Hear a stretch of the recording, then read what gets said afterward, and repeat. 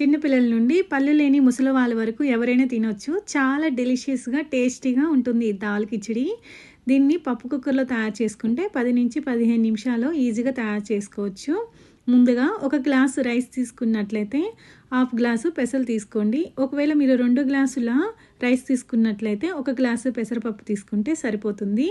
తర్వాత వీటిని శుభ్రంగా కడిగాక ఒక గ్లాస్‌కి 4 గ్లాసుల వాటర్ పోసుకొని 10 నిమిషాలు నానబెట్టుకోవాలి. ఇలా నానిన తర్వాత అందులో క్యారెట్ ముక్కలు, బంగాళదుంప ముక్కలు, అలాగే టమాటా ముక్కలు, అలాగే ఉల్లిపాయ ముక్కలు కూడా వేశాక పచ్చి బఠానీలు కూడా వేసుకోండి. ఎక్కువ వెజిటేబుల్స్ ఇష్టమైనట్లయితే మీకు ఎక్కువ యాడ్ చేసుకోండి. తర్వాత పావు టేబుల్ స్పూను పసుపు వేశాక పప్పు కుక్కర్ మూత పెట్టి 2 విజిల్స్ వచ్చేదాకా ఉడికించుకోవాలి. ఇలా ఉడికిన తర్వాత మీకు వాటర్ కన్సిస్టెన్సీ తక్కువగా ఉన్నట్లయితే ఒక గ్లాసు వాటర్ యాడ్ చేసుకోండి. నాకైతే సరిపోయిందండి, ఎటువంటి వాటర్ యాడ్ చేసుకోవట్లేదు. తర్వాత కిచడీకి సరిపడా సాల్ట్ కూడా వేశాక కిచడీని ఇలా కలుపుకోవాలి. తాలింపు కోసం ఒక స్పూను ఆయిల్, అలాగే ఒక టేబుల్ స్పూను నెయ్యి వేసుకుంటున్నాను. నెయ్యి ఇష్టం లేని వాళ్ళు స్కిప్ చేయొచ్చు. ఆయిల్ వేగాక జీలకర్ర, అలాగే పచ్చిమిర్చి ముక్కలు యాడ్ చేసుకుంటున్నాను. ఎక్కువ మీకు కారం తినే వాళ్ళైతే ఎక్కువ పచ్చిమిర్చి యాడ్ చేసుకోండి. తర్వాత ఇందులో జీడిపప్పు, దాల్చిన చెక్క, అలాగే 2 యాలక్కాయలు యాడ్ చేసుకుంటున్నాను.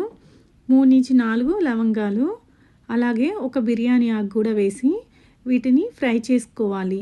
ఇలా ఫ్రై చేసిన తర్వాత అల్లం పేస్టు వేసుకోండి. ఇందులో చాలామంది అల్లం వెల్లుల్లి పేస్ట్ వేసుకుంటారు, బట్ కిచిడీకి ఓన్లీ అల్లం పేస్ట్ మాత్రమే వేసుకోండి. ఇలా అల్లం పేస్ట్ కూడా వేసిన తర్వాత పచ్చివాసన పోయేదాకా వేయించుకోవాలి. తర్వాత ఇంట్లో తయారు చేసుకున్న మసాలా పొడి వేసుకోండి. ఒకవేళ మసాలా పొడి లేని వాళ్ళు గరం మసాలా ఉన్నా యాడ్ చేసుకోవచ్చు. గరం మసాలా వేసుకున్న టేస్ట్ బాగుంటుంది. నేనైతే ఇంట్లో తయారు చేసుకున్న మసాలా పొడి వేసుకుంటున్నాను.